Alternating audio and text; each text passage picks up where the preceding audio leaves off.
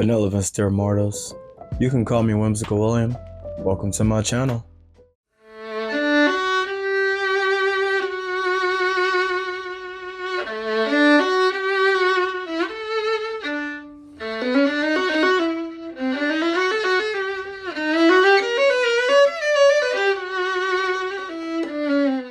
Alright, in this video, this is another short one, but I got some bangers coming up after this video.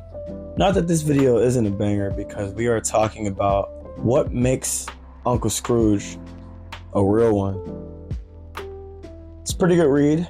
I think it aged pretty well.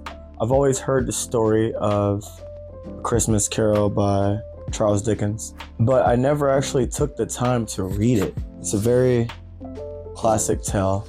And to be honest, it aged really well. Like, the writing was really nice. And I just love in the beginning how Charles Dickens really reiterates the fact that, oh, this particular character is dead. Like, they're done. Really drills it into your mind so that you can be just as shocked as Scrooge when he sees him. He's like, you've been gone for a while. What are you doing here? I felt the effect of the writing, and I really enjoyed the setup. There was a promise, and it was delivered in such a smooth, immediate way. So that was nice to get into within the first chapter.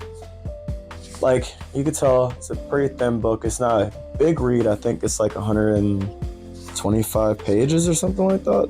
Yeah, about 125 pages. And I really like the fact that each chapter is named, and there's a few images throughout, the book showing Ebenezer Scrooge and showing the apparitions that are essentially haunting him and showing him the past, the present, and the future of his life if he continues his way of life. Now, as I was reading this story, I remember as a kid thinking, Scrooge is so mean, he's so materialistic, not a good person. As an adult reading this, really in detail and context, he was about his business. Like, Scrooge was real. He didn't like laziness. He didn't like people who didn't work for, what they got. He didn't like free handouts. I liked Scrooge's ethics. I just think he needed a balance.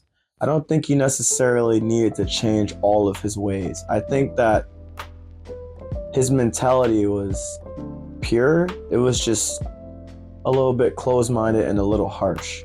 Like, he had no sympathy. And I think that's what he really needed to really round off his character.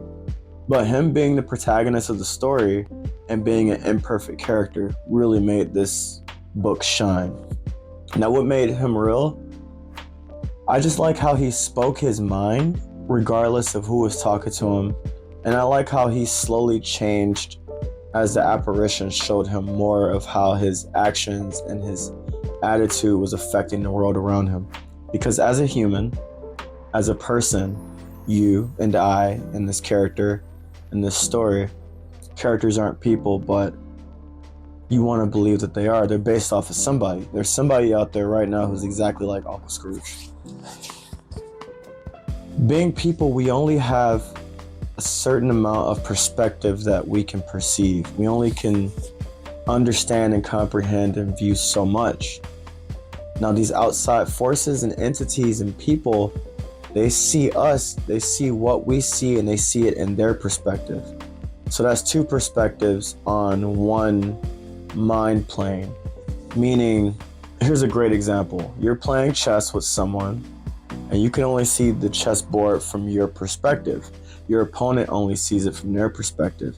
An outside source walks up to the game from the side of the board and notices, wow, you could easily take that bishop with your knight. And then there won't be anything left to take your knight. That's a clean sweep. You might not have seen that because you only see from your heads-on perspective. But coming from a different angle, a different perspective, if you will, you can see something different, maybe even more. So these apparitions and these other people, they're looking at Scrooge and they're like, you're so materialistic. All you do is care about your money and working, and then, that's it. And that's Scrooge's perception, that's his perspective. But from the outside perspective, he's missing out on connecting with people. He's missing out on blessing others. He's just hoarding all of his money. And he worked hard for it. If you want to hoard your items, if you want to keep everything to yourself, you have every right to. But you're missing out on certain layers, and you're also missing out on certain levels of humanity, humility, character building. When you help people out, you not only build them up, but you build yourself up.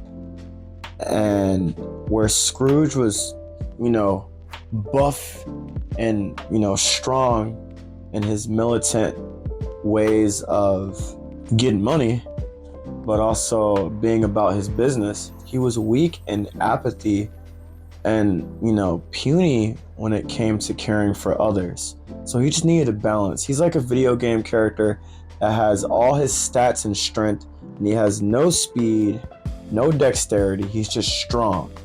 So he needed to balance himself out. Take some of those stats and give them the speed and dexterity and health and what have you. But again, Scrooge is real because he didn't like BS. He didn't like people who wanted everything and didn't want to give anything. He didn't like people who made excuses. And he didn't like people who on Christmas would be so happy and so cheerful when their lives are falling apart, when they didn't have any money in the bank, when they weren't taking care of their responsibilities. That's real. He just went about it in a very abrasive way. But his heart was in the right place. Scrooge honestly wanted to see everybody getting money and taking care of themselves and taking care of their business.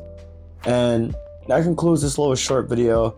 Scrooge is a real one. If you don't agree, let me know in the comments. If you do agree, come to the comments and let's talk about it. It's been another video. I appreciate you all hanging out. It's getting closer to Christmas. I hope you're all feeling well, not working too hard, getting amazing gifts, and not being Scrooge, being balanced individuals. With all that being said, peace.